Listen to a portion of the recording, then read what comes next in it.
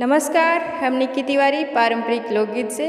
अभी हम आप सबके सुनावतनी नागेश जी के फरमाइश पे उत्कर्ष बरुआ के खातिर आपके एगो बहुत ही सुंदर जनेऊ के गीत।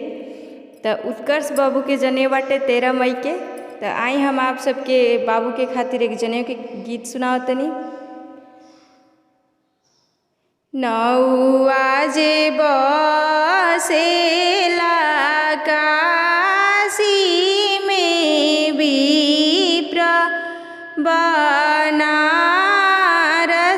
में, नौआ जे बसेला काशी में विप्र बनारस में, रानी बुआ बसेली अजे फूफा घरे, बाबू के जनेवा हवे। आरे अर्चना बुआ बसेली राजू फूफा घरे, संगीता बुआ विकास फूफा घरे। नौआ के भेजबोली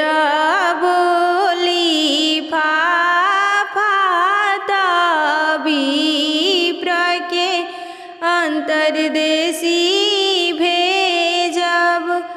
आरे रानी बुआ के भेजब, नागेश भैया के, जय फूफा के, अनिल पापा के।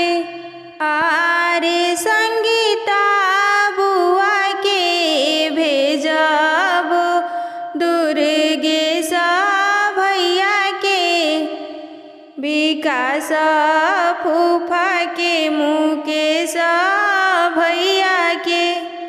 नौआ